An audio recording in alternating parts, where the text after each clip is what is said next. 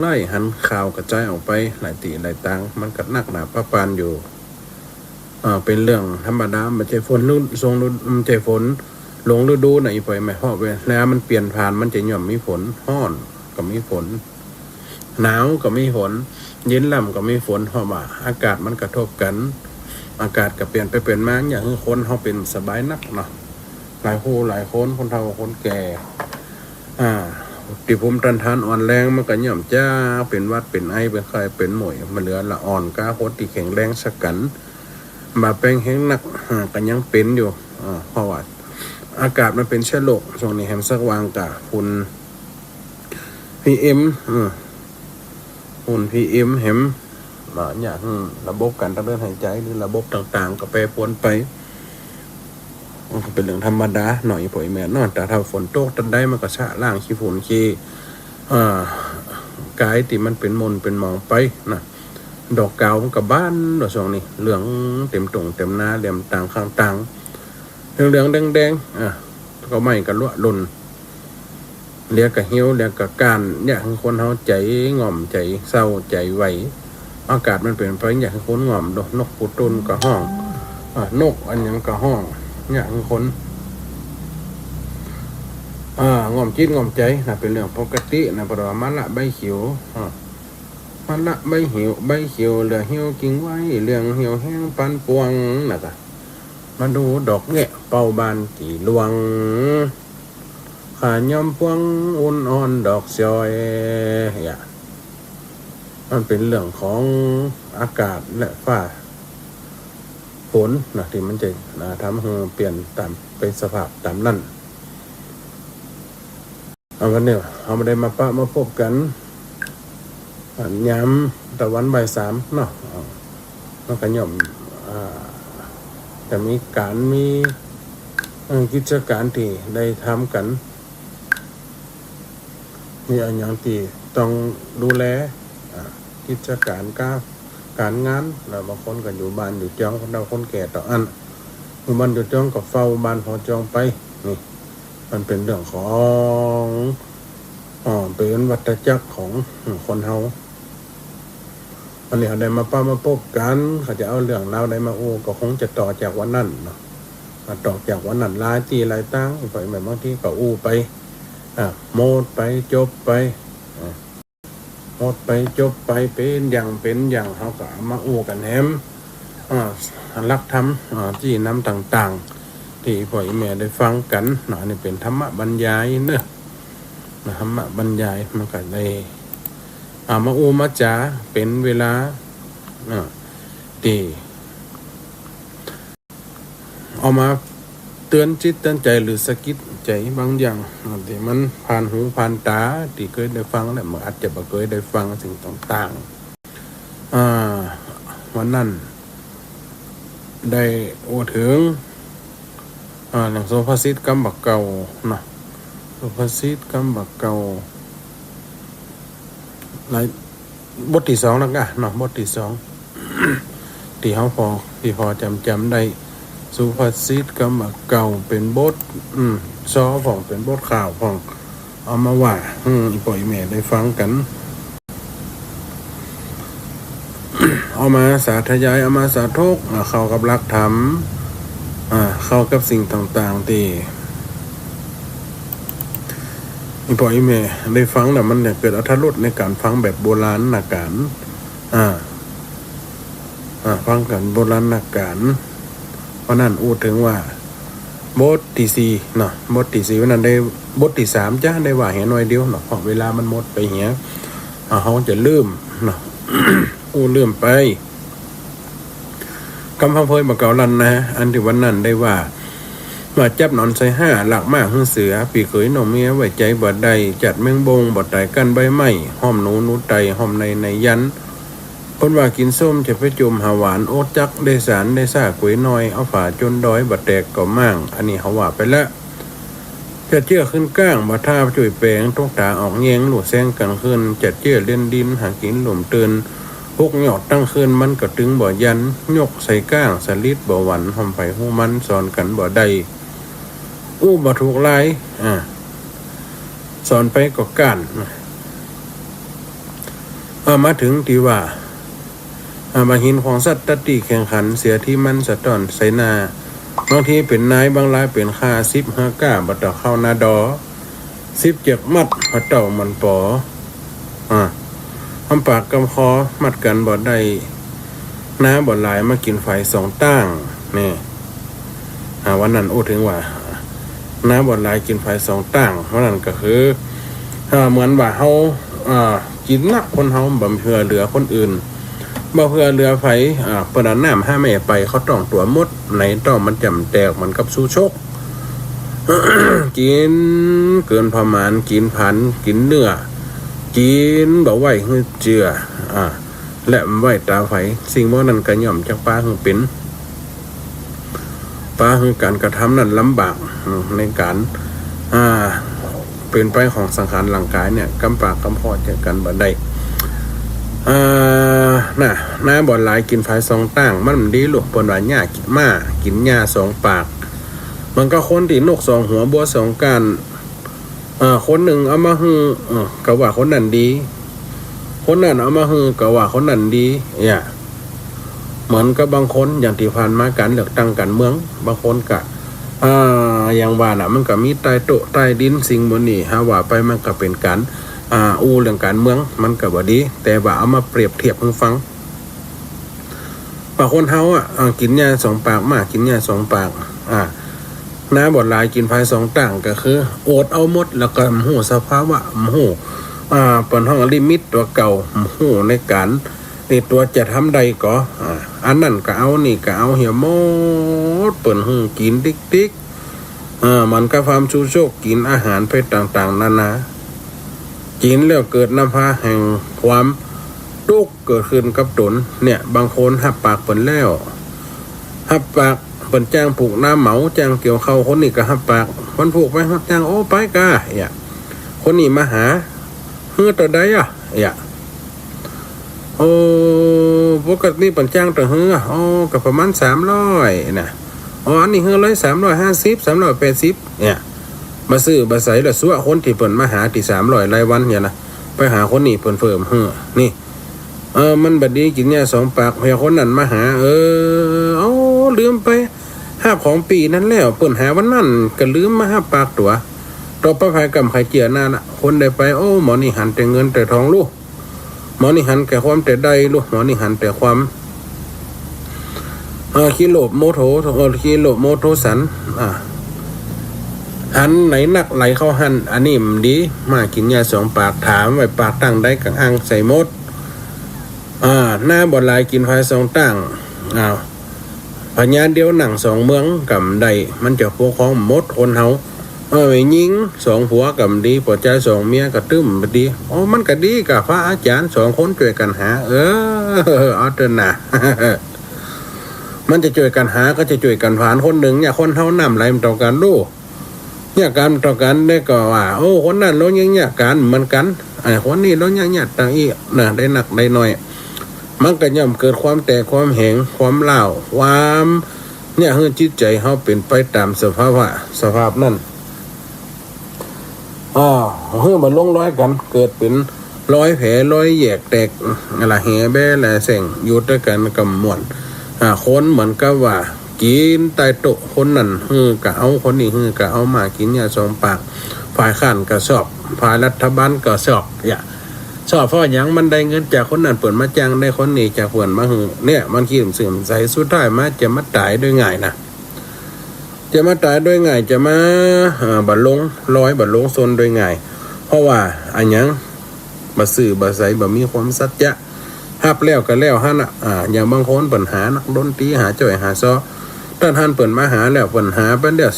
20,000ปีอื่นเปิดมาหาแฮม 25,000 26,000โทรไปขืนเป็นคนนั้นจังซ้อไม่ยิงเปิ้นว่างสักกำจังซ้อพอใจมันได้นี่สักกำแต่ตัวไปหาแหมงานนึงแหมสักวัน2วันก็หันไปซ้อหันเวบ่เปิ้นก็จะว่าหัวหมอนี่มีสัจจะดูหันไปได้หื้อนั่ง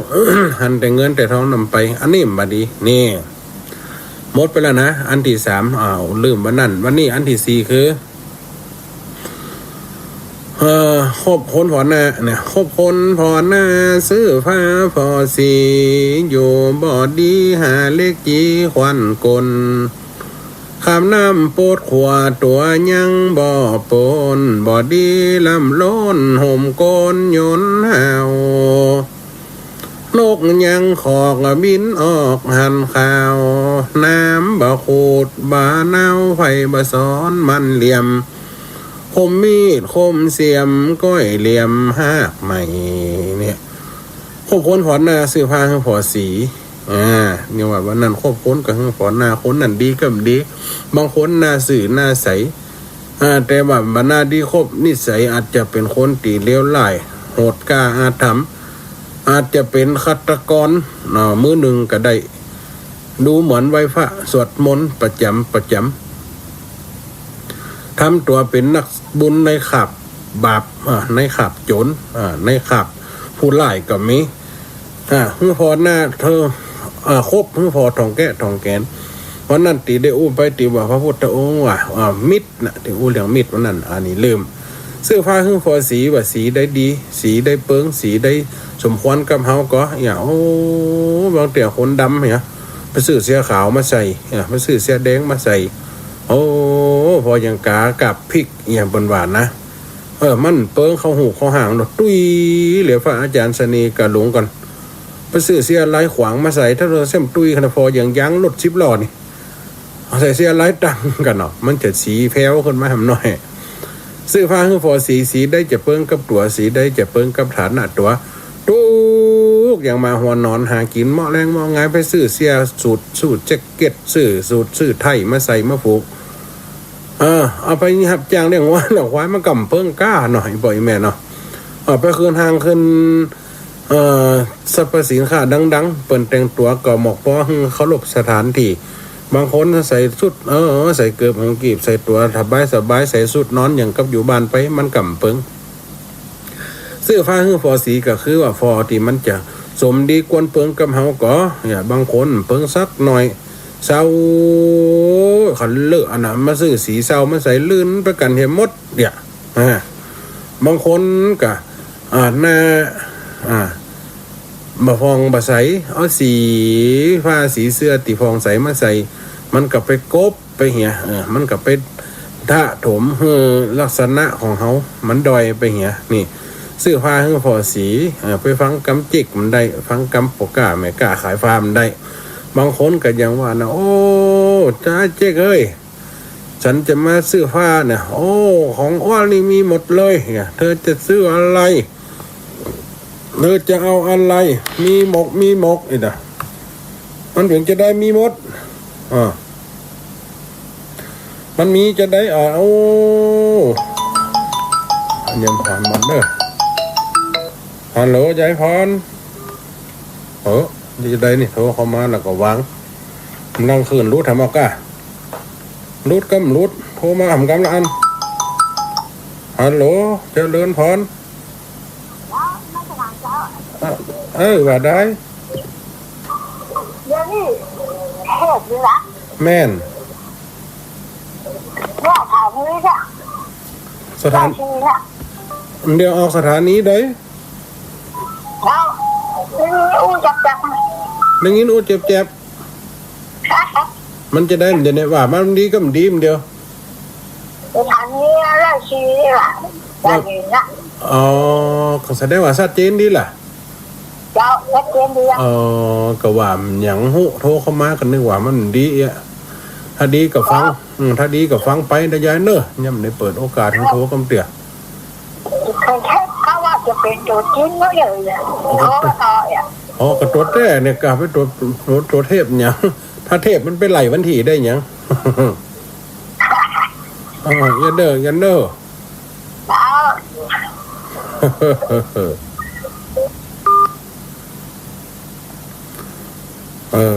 ก็ว่ามันมีเหตุคัดคองอันอย่างจ้ะยายฟอนโทรเข้ามาแต่ว่าวันกลัวเป็นเทพนี่ล่ะเทพกับฟังเนาะแต่กับฟังแต่ยายฟอนเฮ้ยฟังไปเรื่อยๆเนาะถ้ามันเทพมันกระจบไปเงี้ยแต่ถ้าว่ามันเป็นจัดตัวแต่ผู้หนักไทยรายการมันถึงได้โทรเนาะ โอ้ถึงตะกี้ถึงไหนพี่เฮียนะลืมไปเจอเนี่ยอันไหนมันหอดเด้อเนี่ยติ๊งตองเนี่ยก่อนกำเนาะก็ว่าเปิ่น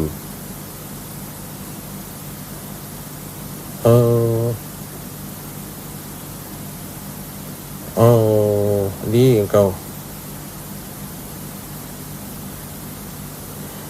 พูดถึง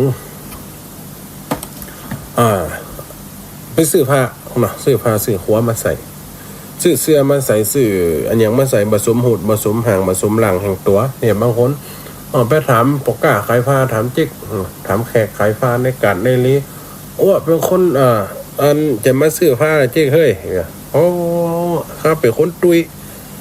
เสียเผินนี่มัน7ตัวเอฟเนี่ยมันเป็นเบอร์มันเป็นเบอร์เอ็กอีนะเบอร์เอ็กเบอร์เอลเนี่ยหัวใส่มันได้โอ้ผ้าของว่านี่มันผ้าพิเศษอีหรอมันจางอู้หรอมันพิเศษจะได้โอ้ใส่ไป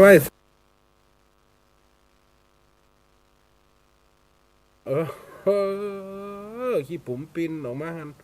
โอ้ปอห้าปอกล้าขายฟ้านี่มันวอกเนี่ยเปิ้นขายลูกเปิ้นกระบะของเปิ้นดีนั่นน่ะเนี่ยเขาก็ต้องพอ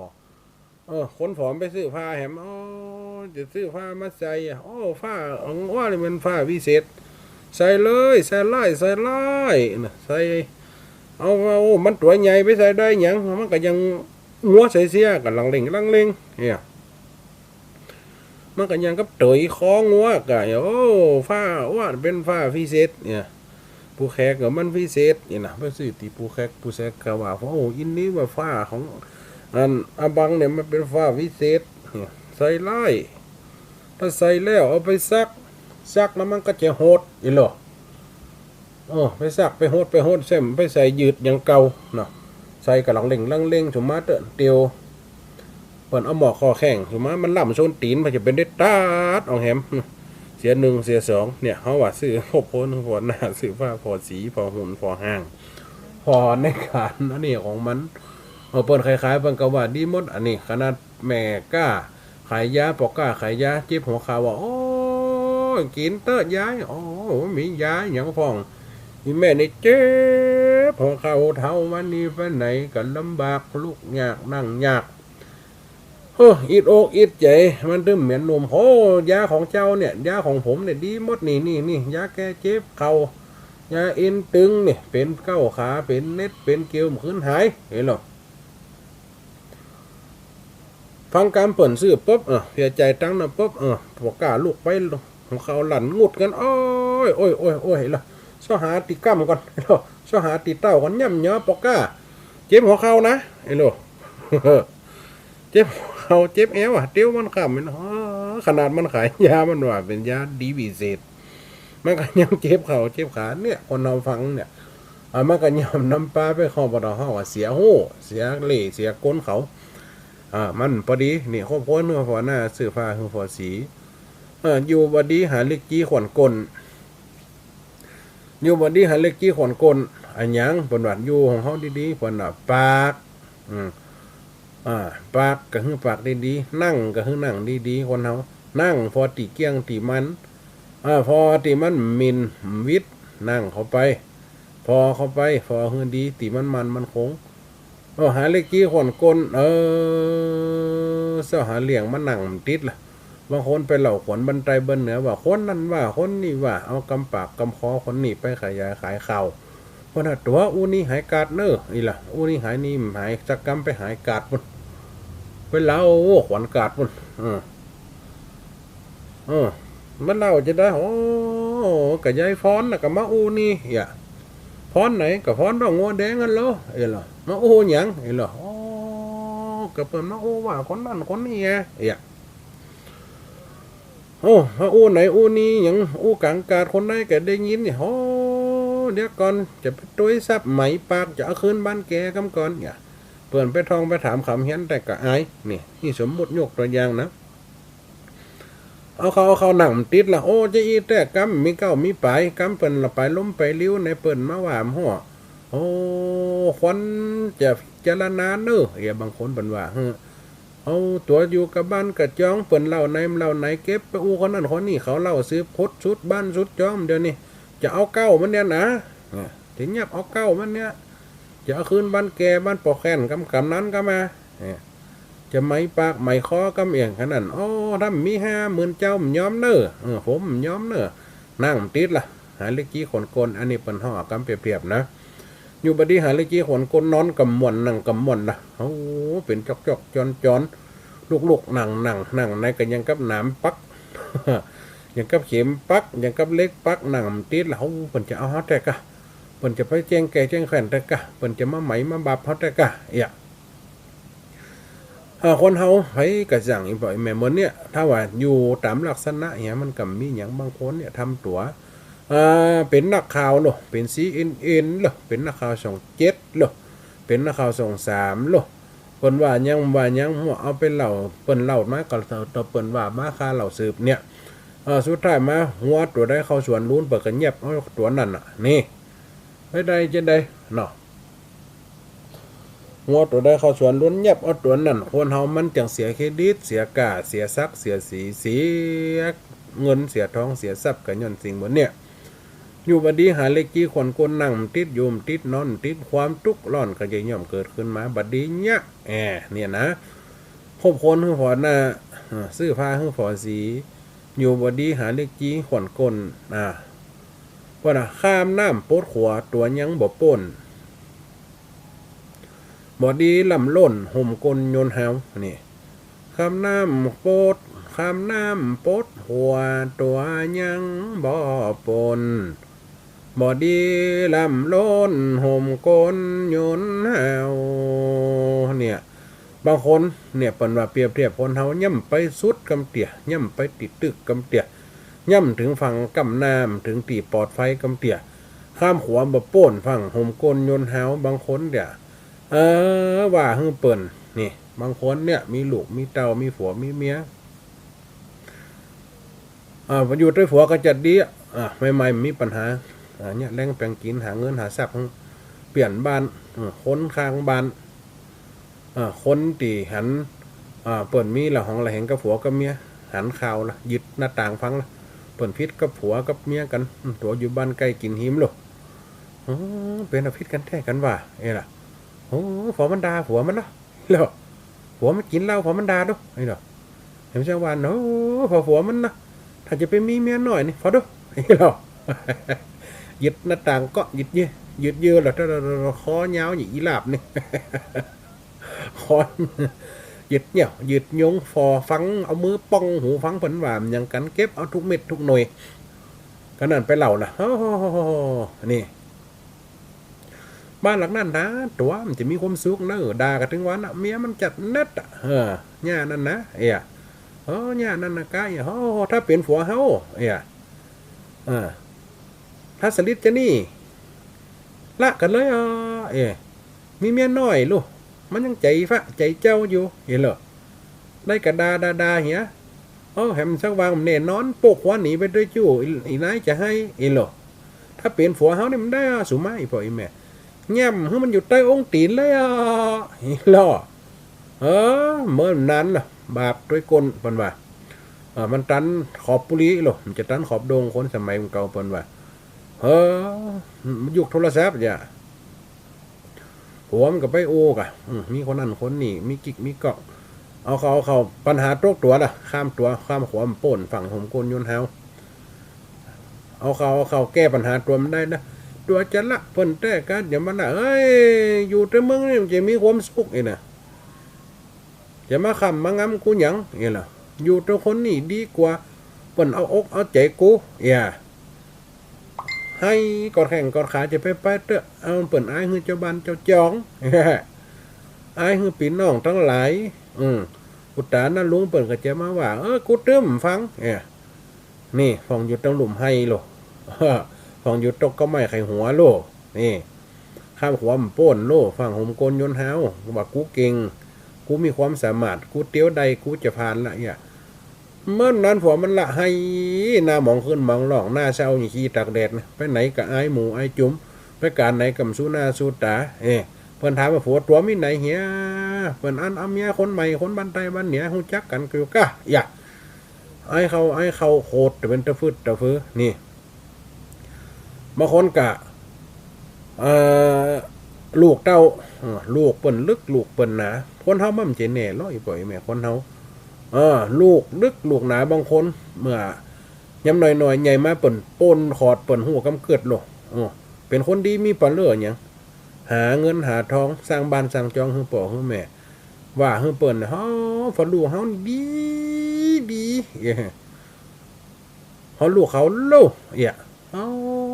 ถ้าเป็นลูกเฮานะอีนะถ้าตัดสันดานมือเลยมือถือแล้วรถเคียงมันอยู่ที่เฮากาอีแล้วอยู่ที่ตัวเฮาเป็นพ่อเป็นแม่กับมันสอนได้เนาะมันละอ่อนมันกำลังไว้ลึกเอาเขาได้3-4 ปีลูกเปิ้นมีกำกึดกำลำไปตกดีไปได้ทำงานกึดใจได้คำพ่อคำแม่มาแต่เหมือนทุกอย่างคืนให้พ่อให้แม่เป็นบ้านเป็นจ้องเป็นรถเป็นล้างหามาให้ลูกตัวดีใหม่ๆเอาเขาเจ็ดตาตั้งหน้าไฟมันจะหันร้อยปล่อยแม่ตกตีไล่โลไปขดไปโกงไปหากินสื่อตามทำไปกระทำกับหมูกับจุ้มอันนี้ตั้งติ่มดีเปิ้นไล่ออกการออกงานเหี้ยไปเป็นขี้เหล้าขี้ไฟไปติดบักขลาเหี้ยไปติดกับปั่นสล็อตเหี้ยติดการพนันขันต่ออย่างละอ่อนสมัยมันเดียวไปข้ามพ่อข้ามแม่จุแม่ยังกับข่าวติดได้เล่าให้ฟังหนาเนาะลูกห้ากินหนังลูกยังกินโดกนะเอาไปเอามาลูกตัวมาขำมางามนี่เสียงมดเสียงไห่เสียงนาป่าต่างบ้านจองติดจำน้องจำน้ำเห็นมดเอาคืนได้ให้เนี่ยเพิ่นว่าข้ามขวามโป้นฝั่งห่มโกนโยนเท้าทำอันยังไหวเขาควันพิจารณาว่าเปิ้นให้กันจังเปิ้นว่าชั่วช่างซีดีช่างสงอย่าเปิ้นว่าเปิ้นให้กับจังเปิ้นเตอะเปิ้นดีกับจังเปิ้นเตอะเฮาว่าไปเสริมไปเติมเปิ้นเนาะคนเฮาจะว่าจะทำอย่างลงไปนี่มันลำบากเปิ้นป่าไม้มีหูป่าค้ามีตาปิดประตูบ้านไผมันเตอะประตูบ้านคือหยังปากคนเฮาเนี่ยปากนี่มันตึงเหลือเปิ้นหมดกินกับอันเนี้ยกับอันเนี้ยด่ากับอันเนี้ยไขหัวกับอันเนี้ยร้องเพลงกับอันเนี้ยให้กับอันเนี้ยซอกับอันเนี้ยหันคออันเดียวน่ะแป๊บเลี้ยงสังขารดีกันว่ากับมันดีกับมันคนเฮาปากมันเป็นใหญ่โลกฮับประตูว่าเฮียเปิ้นเล่าเปิ้นลื้อไหนเปิ้นกำไตกำเหนียวหูเข้าหูกระตึกหัวเนาะเฮาออกปากหลักลิ้นเนาะเนี่ยโตว่าแล้วมันก็ยังหวานน่ะอาจารย์เสน่ห์การหลงมันกำเก่าแก่เนาะมันเอามาว่ามันจะว่าเก่าหมดนะร่วมสมัยก็มีเยอะเอามาอัดแอปไอ้เหรอเอามาแอปไฟล์เอามาให้มันผสมผสานให้มันลงตัวให้มันเข้าสู่กับหลักธรรมทั้งเก่าทั้งใหม่ทั้งไทยทั้งเมืองกับกันเข้าไปหรอคนฟังมันมีหลายระดับลูกพี่เปิ้ลพูดไทยก็มีไอ้เหรอที่เปิ้ลเมียงก็มีตีรุ่นเท่าก็มีตีรุ่นสมัยรุ่นทำงานก็มีฟังมีหลายระบบมันมีแต่รู้เนี่ยกับพระอาจารย์เนี่ยมายังเนี่ยเนาะบางคนว่าต้มดีเอาขวางสักกรรมไอ้ลูกถ้าโคซกมันก็ว่าไปหำอย่างในปล่อยแม่นะกรรมกรรมสอนหรือว่ากรรมกรรมโมเนี่ยมันก็ไปหำอย่างมันได้เป็นนักขายฝันมันได้เป็นนักปฏิโลมมันได้เป็นนักที่จะมาหลอกลวงมันได้เป็นนักที่จะมาพูดให้คนอื่นตายใจอันนี้เป็นเท่าไหร่ยกเอาหลักธรรมมาแต่เป็นการเก็บเขาใส่ว่าเขาไปตามฐานะเหตุการณ์ยกระดับหูฟังอัตมาภาพเนี่ยมันนิสัยอย่างเดียวคือติดเวยถ้าอย่างพระอาจารย์หลวงพ่อพระโคอภิวัตเนี่ยก็จะหวานยันลูกตุลุงดอยเขาก็จะหวานเก่าเสียงนักเอาฮือนั่นนะอาจารย์สมศาสตร์มันก็เสียงหวานจ้อยลูกอาจารย์เสน่ห์เสียงหลงการหลงแล้วเสียงหวานก็ถือว่าอวดตัวน้อยก็เสียงหวานอยู่แต่มันติดเวยอีปล่อยไหมติดเวยไปอัตมาภาพอย่าง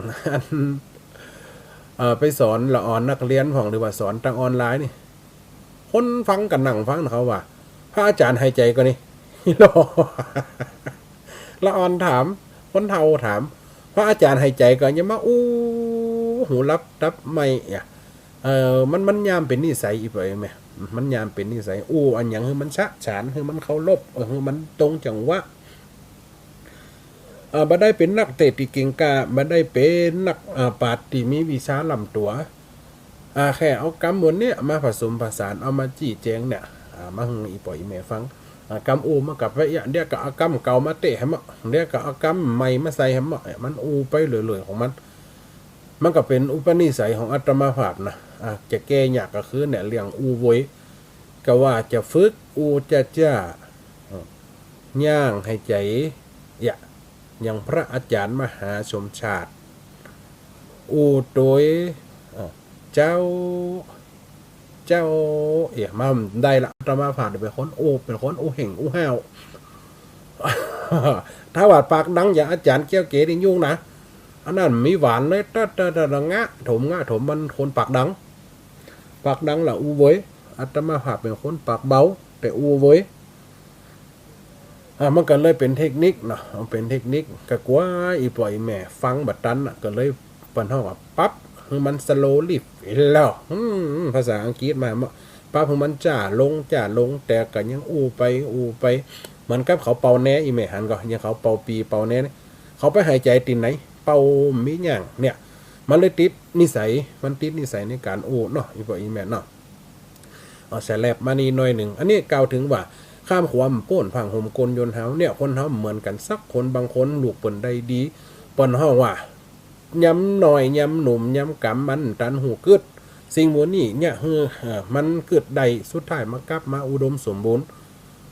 คนเฮาเคยอุดมสมบูรณ์แต่ตัวมันเคยทุกลูกเคยดีมันเคยอย่างเสียใจสุดท้ายอย่างเสียใจกลายเป็นคนที่เจ็บอกเจ็บใจเนี่ยย้ำมาได้นี่พอข้ามความโป้นฟังบดีห่มกลยนเฮาหันก็เนี่ยแค่4ข้อนะวันนี้นะดูพอจะกินเวลาพอ30 ปลายกว่านาทีพอจะ40 นาทีละอันต่อไปก็คือเป็นนกยั้งขอกบินออกคือหันขาวนี่เป็นนกยั้งขอกในตำนานหรือว่าในธรรมบทเรื่องของพระอินทร์ตอนที่ว่านางสุชาดาสุกัญญาสุธรรมาล่ะสุจิตราหมดเนี่ยที่ว่า4 คนน่ะเกิดเป็นเมียของมคมานพเปิ้นทำบุญกันหมดแต่เมียน้อยคนเดียวเนาะนางสุจิตรานี่มาใครทำบุญวังแต่เสริมสวยเนี่ยตายไปกลายเป็นนกยั้งไหนบ่อยแม่นกยั้งขอกย้ำบินออกคือเปิ้นหันขาวคือเปิ้นหู้ว่าอันใดขาวนอกขาวในจะไปดำอัวบางคนกระดำอวดแต่ก็ยังเขาว่าโอ้แม่ฟ้าขาวซาลาเปาจะให้เปิ้นได้ว่าเฮามาวัดเฮาฟังธรรมเฮาฟังวิทยุฟังการสื่อสารฟังธรรมะอาจารย์แต่ละรูปแต่ละองค์เอามาเทศน์บรรยายสุดสูสังและปฏิปัญญังฟังในสิ่งที่ดีก็ย่อมได้ฟังสิ่งที่ดีได้ยินในสิ่งที่ดีบางคนฟังแล้วเปิ้นเอาฟังแล้วคิดวิเคราะห์เจาะจงเข้าไปว่าในรักธรรมในหัวข้อธรรมะนั่นมันจะเป็นไปในทางที่แม่นก็จ้าเนี่ยแล้วก็เอามาปฏิวัติตัวเก่านกยั้งนี่มันขาวมีดำหรอกมันจะดำกับปลายปีกกันเนาะเวลามันตุ่มปีกมันชอบหากินปูกินปลากินหอยก็จะหันแคบดำเนี่ยแต่ยามบินมันงามหรอกขาวเป็นแม่ฟ้าขาวจะป้าขาวซาลาเปาอย่างเพลงหวานนั่นน่ะโอ้แม่ขาวซาลาเปากำขันออกวัดออกบ้านไปแต่ง่อยมันด่าผัวอยู่ง่อยมันด่าลูกอยู่ ลงเหียนมาปุ๊บกำขันดอกปาดฟ้าเฮลโลสวายฟ้าสวายแรงเนี่ยใส่ผ้าขาวเป็นท่ากายคนนั้นคนนี้ออกหน้าวัดไปหน้าบ้านไปจะไปวัดละอ่อนขับรถไปกายปิ้วบรรลูกหมาอย่างปล้มปันตายมึงเอ้ยพดล่อมปุกโก้งหน้าบ่านี่ไปวันเตรียมทันไว้เอาศีลเอาธรรมป้อห้าวล่ะ ไปถึงหันไปหันใส่หมูใส่หมากำลังจะไปเก็บดอกเก็บดวงกำลังจะหล่องตางมากลางจ้องมาห้องหาเปลี่ยนหาฝูงจะไปฟังธรรมไปวัดไปท่าก่อนเด้อไปก่อนแล้วก่อนตัวไอ้นั่นเดียวเพิ่นกำลังกินข้าวตอนกันแล้วกำลังข้าวตอนกำลังแล้วจะไปฟังธรรมมันดังบ้านอาตมาภาพนี่มันฟังธรรมกลางตอนลูกตอนเจ้านี่ตักบาตรกินข้าวตอนละบ่าย 2นี่กลางจ้องกันมาแล้วประเบิดคนเฒ่ามารอฟังธรรม4 โมง 5 โมงกะปิกวัดปิกบ้านหลักกะทุ่มกับม้าไวแหมหลอบบางคนเอิ้นด้วยกันน่ะอย่างไปด้วย2 คนปลาแก้วกับปลามีห่าวล่ะอย่าสมมันถึงจะอัน ไปไหนนี่จ้าเอาอยู่ห้านะเนี่ยหัวนี่วันศีล7 วันก็กินข้าวเจ้าเฮกัมกะเอาไปหูจะได้ผลมีการนี่มาเอิญเดี๋ยวก่อนท่านเฮาฮ้อนแต่จ่างเตอะมันท่าเนาะ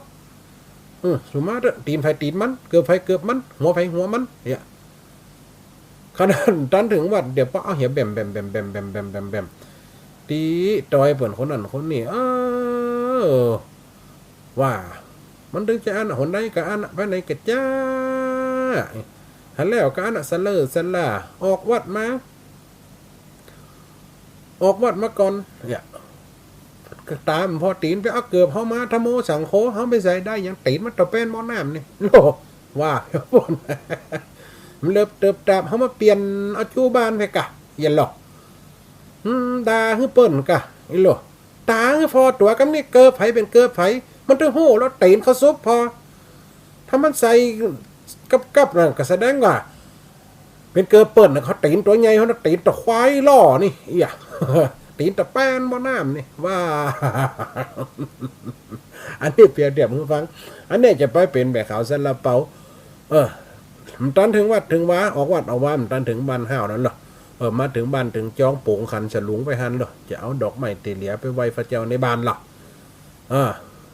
มันตันถึงบ้านเตี่ยหลานขนมเพิ่นกลางเตินสิขนมเอาซองมาสิเอาจิตสู่มาเล่นทำโมสังโฆตายเฮียแต่เฮียว่ากูนี่กูขัดตายวัน7 รอบ 8 รอบหลานมันกับหู้เรื่องจะตายยังยายจะตายยังอุ้ยนะกูว่า1 นัด 1เห็นหรอยายจะตายกะยายเป็นลูกยังเห็นหรอสายหิบแบ้เห็นหรอยายจะสายหินสกรรมก่อนเห็นหรอพอละเพิ่นบันเบอร์กูไปวัดกำดายังมาถึงวันตันยังเอาการพละกูมาหอรถถ้วยจ้อนกินมากกากันท่านตายอ่ะอย่าจมหูแล้วหลานถามโอ้ไปวัดแล้วย้ายได้ขนมอย่างติดฉลุงมาก่อได้ขัดอย่างมาก่อตุลุงเอาอย่างปั่นมาให้ก็มาถามซ้อหักเลียดหักใกล้หักยั้งอย่างนี้เฮโลจะรู้จะลังจะยังเนาะเอาเขาเพื่อนกุ้มหื้อตะปุดหุ่นในของสังยังกูจะจงหื้อหมาหื้อแมวเฮียหื้อหมาหื้อไก่เฮียเอาอันเนี้ยไปจะเปลี่ยนแม่ขาวสารบอมได้ขำมาหรอตัวหัวมันใครเขาวัดตัวหื้อยายนี่นะหัวมันไปเมาเรามามันแรงมากินเราไปการไปตรงมาเนาะหัวมันไปหลอกเพลงเขาบานมาล้อก็หลอกให้หลอกร้องเพลงเขาบานมาควายตัวเมียไอ้หรอกเกิดลูกก็เป็นตัวเมียไอ้นะอยู่มาไม่นานเกิดลูกเกิดหลานก็เป็นตัวเมียไอ้ล่ะหาวปูแก้ววันศีลก็ไม่หน่อเมาเนาะสมชื่อเนาะแก้วนี่เนาะมันจะแก้ว3 ประการนะมึงนี่มันแก้วเหล้าไอ้หรอเอาหัวมันกันเด็ดหัวเฮ้ยก็เป็นฟ้าขาวอย่างไรเรากันเรื่องข้าวมันธรรมดาคนปวดใจเป็นอย่างการนี่หรอขันเอาตายหันโตขันได้ตายเฮียอย่านั่นจะไปเป็น แม่ฟ้าขาวซาลาเปาอย่างเปิ่นว่าเนี่ยเขาก็ต้องทำใจเขาเป็นนักบุญฟังทำก็หัวใจอยู่กับทำเอามาสอนจิตสอนใจอันนี้เปรียบเทียบให้ฟังนะเป็นนกยางคือบินนกยางขอกเนี่ยบินออกคือเปิ่นหันขาวคือเปิ่นหันแววเขาโอ้แม่นี่เป็นสมจืดเด้อเขาวัดเขาว่าเมื่อโต40-50เดียวเปิ่นพอ70ปลายละ80ละแข็งแรงอยู่บุญกินบุญตานบุญกล้ามเนาะโอ้แต่อ่ะบุญตานบุญกินเปิ่นหอบเปิ่นต้มไว้เพราะเราไม่โลกมีไฟเฮาเนี่ยคนหนุ่มแต่50-60ไปไหนมันใครหลอดน้ำเดียวเท่าแข็งแก๊กคนเท่านั้นเนี่ยไปไหนเปิ่นกระม่วนลูกหน้าจุ่มอย่าตองเกลือนี่เท่าถามอย่างได้มดถามแปงสวยกัดได้ขันดอกขันตั้งดาควาจะตาถามแกฮันเตอถ้าเป็นการไปหาตุเจ้าหูก็ตุเจ้าวัดไหนเฮียอันเนาะนอกนั่นมาปงใจหึ่งแกเตอโอ้ได้มดเนี่ยเป็นเมียผ้าขาวเป็นแววหรอเป็นแววตีขาวสะอาดนกยังของพี่รองคือเปิดหันขาวเนี่ยน้ำบะโคดบะนาวไผ่บะสอนมันเหลี่ยมนี่แม่นก็เกิดมามันก็เหลี่ยมคนเดียวเนาะมันจะยังไม่เสียบยาสมัยก่อนโลมันจะยังไม่เสียบพริกเหรอ เล็กเสียบพริกยังกระจ่างเขาต้องเหลี่ยมต้องแหลมต้องเหลี่ยมต้องแหลมคือมันหล่อเนาะว่าไปกันลิ้นก็จะหวานกันเล็กๆล่ะเล็บน้ำโคตรน้ำเกิดมามันก็เหลี่ยมมันก็มีอาวุธในตัวมันรักษาไว้โลรักษาตัวต้นตัวกิ่งตัวการมันนี่น้ำโคตรบรรณาไฟมันสอนมันเหลี่ยมตีสมควรบางคนเหลี่ยมเจตีคนเฮานี่มันเหลี่ยมหลายอย่างพอเฮาอันน้ำโคตรโอ้อย่ามันเหลี่ยมเปิ้นอุ้มอย่างแซ่แลเข้าใส่เปิ้นว่าอย่างแซ่แลเข้าใส่เนี่ยทำตัวเป็นคนหูอวดลวกเห็นบ่เปิ้นถามเข้ากำโหดแต่งเก่าโหดตึกเก่าเปิ้นว่าอันนี้กระโจเขาใส่เปิ้นว่าแปลงสวยนี่จ้างก็สวยกาบลำปางนี่อันสวยอีนิวอมหน้านี่จ้างก้าไอ้หรอสวยเชียงใหม่แล้วจ้างก้าไอ้สวยเชียงไฮ้แล้วจ้างก้าอย่ายังกระจ้างวัดไปหื้อยาแต้มไปตั้งนานละไปหื้อดาขันตังเอาเข้าทุกทีมมันใจละไอ้กันนิ่มเนี่ยก็ได้นี่ไปไล่เลี่ยมให้เปิ่นมัดฮอจะอีแปลงจะอีสอนเปิ่นบางคนสอนกันจะได้ร้อนนับสอนสวืดหน้านี้นะบางคนนะไปสอนเปิ่นหู้ละเปิ่นย่ำเดียดบางคนเปิ่นกับอมปุ๋มไปหันโลอมปุ๋มปัญญาไปหันเนี่ยน้ำคนน้ำไฟสอนมันเลี่ยมคมมีดคมเสียมก่อยเลี่ยมหักไม่เนี่ยวันว่าไม่โกนไม่โกนล่มก็เฟี้ยคมเสียมขุดเลาะขุดเลี้ยมยังได้เพียงห่างงุนหักแก้วก่อยเป็นก่อยไปอย่างไฟไม่ขอนจอกไปกำหน่อยไหนมันจำถึงหักถึงงุนแม่นก็อีบ่อยแม่คมเสียมเนี่ยเขาแปลงขึ้นมาเพื่ออันยังเหมือนกับพญาคนมันรู้มันเรียนมันเขียนมันอ่านมันศึกษามันหาวิชาความรู้มันการกระทำสิ่งพวกนี้เมื่อการกระทำโมนี้แล้วเกิดเป็นคมหรือคือพญาเนี่ยมันยังทดเพียงหักงุนหักแก้วสามารถจะเฮียนได้มดเท่าบันอีบางคนยังไปเสาะเฮียนอยู่เฮียนอันยังก็ได้มดบางคน80ยังไปเฮียนปริญญาเอกหันก็เดี๋ยวนะคนเฒ่าคนแก่เพราะว่ายังการหาความรู้ไม่มีสิ้นสุดไฟที่ไหนก็แม่ตึกแล้วแม่เฒ่าเนี่ยถ้าเฮาฝึกฝนปัญญาน่ะบางคนก็เป็นอัลไซเมอร์เป็นโรคอัลไซเมอร์ถามไม่รู้หัวไม่รู้หางเอาเข้าสุมาเด้อพันขี้เล่นเห็นละนิ้วใส่ผ้าใส่ขวาถามหนึ่งนัดหนึ่งกินข้าวแล้วว่ามันกินลูกเตาหลานเหลนกำลังกินข้าวเอามาป้อนข้าวกินหวอมข้าวมดแล้วปุ๊บกำลังเอาถ้วยจะเอาไปล้างกำลังตีเอานั่นไปเมียดไปตั้งตู้ตั้งปีกมาให้เบิ่มแล้วกูอยากเข้าแม่อยากเข้าได้กินข้าวเตี่ยคนตั้งอื่นตั้งไก่มายังไม่มีอย่ามาให้อยากเข้าลูกป้อนหลานป้อนก็ได้กินมา3 วันแล้วหลอนลูกมันเป็นห่างโดยอยู่ในครัวไฟได้ยินใส่ไฟมาไอ้เนาะอันยายสีไม่เอาหายายมีแหละก็ไอ้ล่าเฮ้ยมึงอย่าแน่มเอาเข้าให้แม่กินหอเลยปนให้ว่าอยากเข้าใน2-3 วันอีแม่นี่กัดได้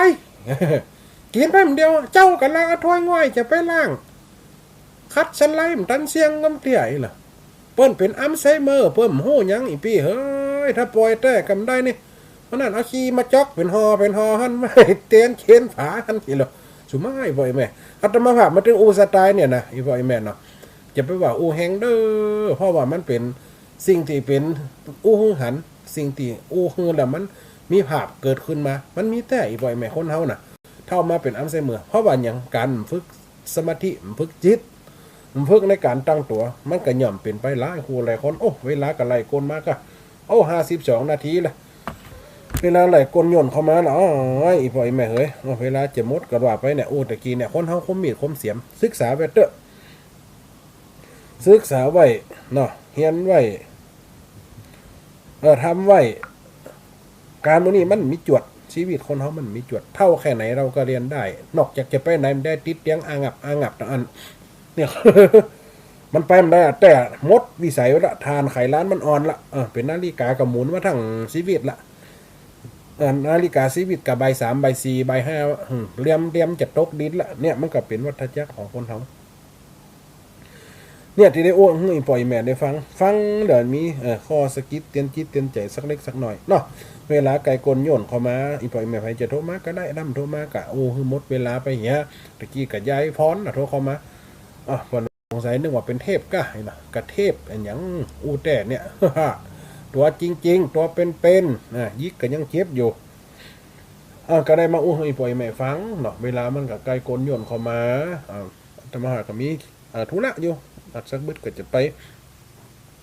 ส่งใครคนสบายเหมือนกันคนสบายโยมเนี่ยตีบ่ามาเกิดสร้างศาลาเนี่ยเพิ่มใครสบาย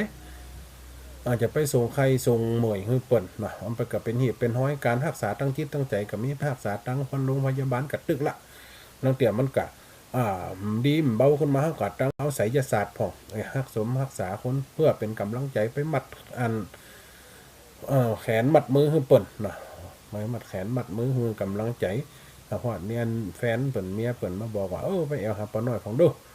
มาใครสบายนะเปิ่นว่าอันเป็นยังอันแรงเปิ่นจะหาไปส่งไข่ส่งไข่ส่งเมื่อยให้คนมันเป็นจะอันไปเนี่ยคนห้องว่ากล้วยกำงามกำกล้วยวัดกำบานกำวัดไอ้พวกไอ้แม่รักษากันไว้สิ่งวันเนี่ยห้อมจะเนี่ยสักอย่างเนี่ยไปทำไปสิ่งวันนั้นมันจะป้าให้เกิดความสุขใจสุขกายสุขใจมันเป็นความตั้งอกตั้งใจของคนเฮาที่ได้ฟังที่ได้ศึกษาที่ได้โห่เนาะ สาธุเจริญพรสาธุยายแม่สมบูรณ์เนาะวันนี้นะวันที่อีน่ะวันนี้น่ะเราขวัญคนเฮากะเราขวัญคนเฮาน่ะฟังเป็นอู้นี่หมอนแต่กันนั่นมันอู้ตึ้มอยากหายใจก็คนได้กระถามอู้จะได้แล้วเนี่ยอู้แม่ไปหายใจติไหนเขาว่าหายใจได้จะไหนน่ะมันลืมไปเหี้ยน่ะอย่างพระอาจารย์สมศักดิ์เพิ่นอู้จ้าลูกเพิ่นอู้เพิ่นจะอู้หวานเนาะอู้เป็นกำแล้วเฮาก็ไข่ฟุกจะอันกะมันได้คนละสไตล์อย่างพระอาจารย์อันหลวงพ่อพระโคอภิวัตเนี่ยเพิ่นก็ลูกเด้อลูกเด้อเพิ่นว่าเนาะโลกเจ้าได้กินฟักตั้งไปคนใดลูกหวายกะเจ้าตีนตัวเจ้าบัวกำอานั่นน่ะหาแม่งนะทำข้อแล้วลูกควายแบบการหดน้ำสีก้อมกับตัวแบบต้องอยู่บนอายอีกนั่นน่ะเจ๋งเขาไหวจะไปควายเจ้าสบายกับสื่อก็การสบายกับเขาอย่างพวกนี้ไปแล้ววันนี้ผลโออันวันนี้ผลโออันยกจ้านะยกอย่างจ้างอย่างนี่เฮานี่ยังแม่ลำปางกับอู้ตัวอื่นตัวทำแบบของเขาสบายเขาไม่จะหนำเขากลัวเปิ่นฟังมันตันไหมเพราะว่าตั้งลำปางเขาฟังตันกะถ้าว่าตั้งเชียงใหม่ตั้งละปูนนี่เปิ่นเขาต้องอู้จะจ้าเพราะเปิ่นจะฟังเขาไม่ค่อยตันเพราะว่ามันเคยเปิ่นเคยฟังสำเนียงของเปิ่นอย่างเปิ่นว่าแล้วก็เฮาเปล่าเฮาพยายามจะฝึกอู้จะจ้าสาธุยายเนอะสาธุเนอะวันนี้เราวันนี้เราขวัญคนเท่าวันนี้นะมันจะเราขวัญมันยกตามลำดับนะก่อนจะไปสรุปกันเนาะสรุปเข้ามาถึงนี่คือมันได้อัธรสเนาะอันเก่าอันกลางแล้วก็อันใหม่วันนี้จับนอนใส่ห้าหลากมาเสียพี่เคยน้องเมียไว้ใจบ่ได้จาดเม้งบงบ่ใจกันใบไม้ห้อมโนใจห้อมในยันผลว่ากินส้มจะจม5 วันอดจากอดสารได้ซากุยหน่อยเอาฝ่าจนดอยบ่แตกก็มังจัดเจือขึ้นกลางบ่อท่าจุยแปงตกตาออกเย่งดูแสงกันขึ้นจัดเจือเลื่อนดินหากินลมเตือนพวกยอดตั้งขึ้นมันก็ตึงบ่ยันยกใส่กลางสลิดบ่วันห้อมไผ่หูมันซ่อนกันบ่ได้ ถึงบ่ถูกหลายอุไปก่อการบ่หินขว้างสัตว์ตัดตีแข่งขันเสียที่มันสะท้อนใส่หน้าบางทีเป็นหลายบางรายเป็นค่าสิบเฮือกาบ่ต่อเข้าหน้าดอสิบเจียกมัดมันบ่มันเหมือนปอกำปากกำคอมัดกันบ่ได้หน้าบ่ไหลมากินไฟสองต่างคบคนพอหน้าซื้อผ้าพ่อสีอยู่บ่ดีหาเล็กจีควันกลคำน้ำปุดขวาตัวยังบ่ปนบ่ดีลำโลนห่มกลยนเฮานกยังขอกบินออกหันข่าวน้ำบ่โคดบ่นาวไว้บ่สอนมันเหลี่ยมคมมีดคมเสียมก้อยเหลี่ยมหากใหม่จบถึงนี้สัปดาห์หน้ามาต่อกันเนาะมันจะจบอยู่นะมีหลายบังอยู่หมดเวลาพักกันก่อนอีบ่อยแม่เน้อจากกันลาไปในวันนี้สว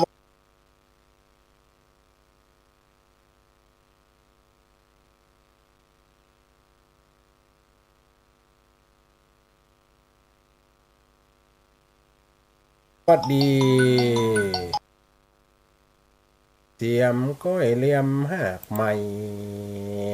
จบถึงนี้สัปดาห์หน้ามาต่อกันเนาะมันจะจบอยู่นะมีหลายบังอยู่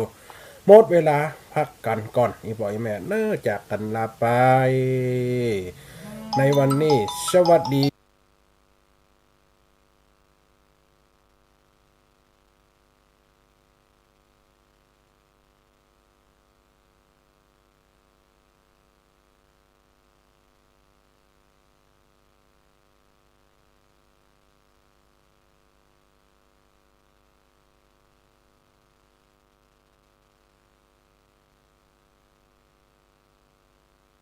แม่เน้อจากกันลาไปในวันนี้สวัสดี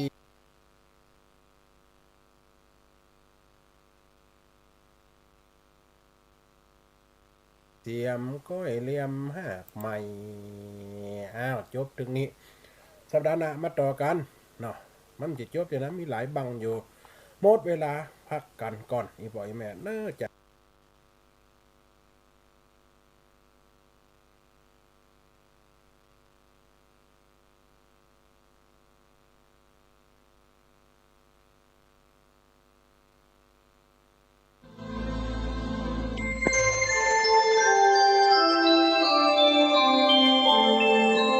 ขณะนี้ท่านกำลังฟังสถานีวิทยุกระจายเสียง FM 104.5 เมกะเฮิรตซ์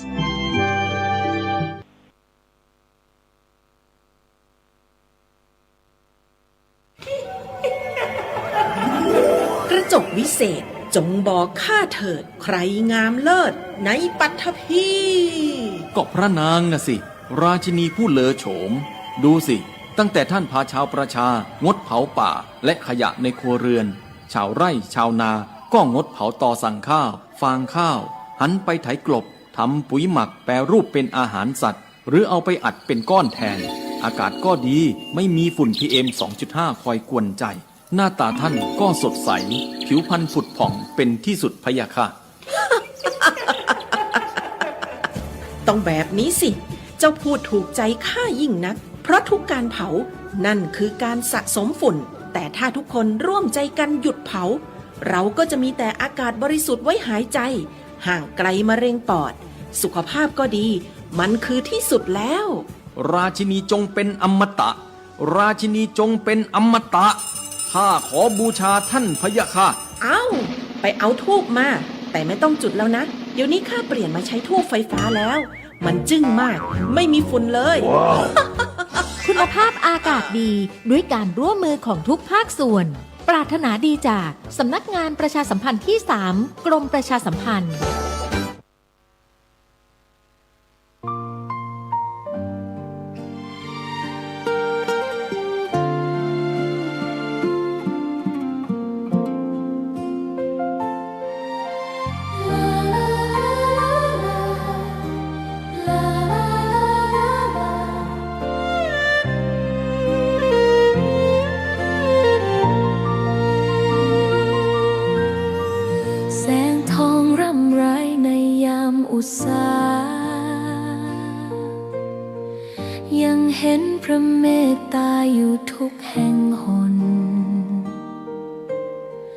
น้ำพระทัยฉโลมใจ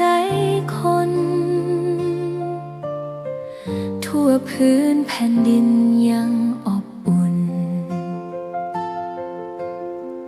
รอยยิ้มพระพักตร์ยังส่องแสงในดวงใจไทยไม่ลืม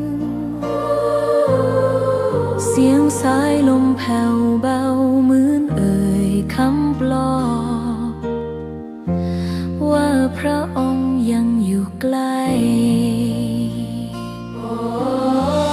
ขอกราบแทบบาทด้วยรักนิรันดร์น้ำตาหลั่งพลันจากใจคน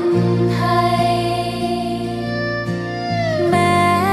เสด็จสู่ฟ้าไกล แต่พระหฤทัยอยู่ในแผ่นดินนี้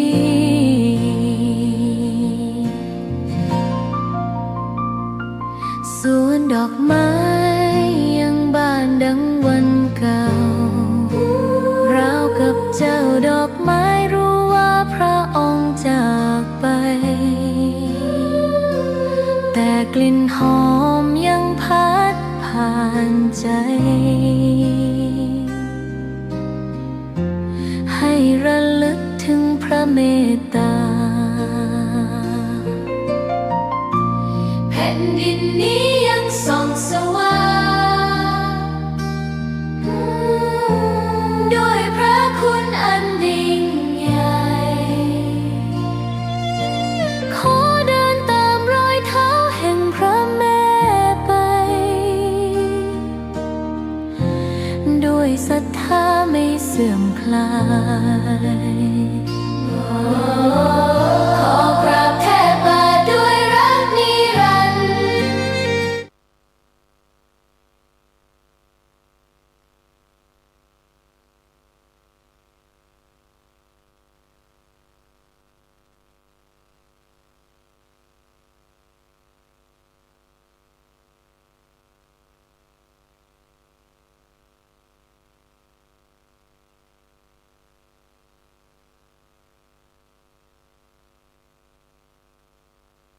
ต้องทำเป็นคลื่นสารธรรม เน้นย้ำธรรมะเพื่อนใจ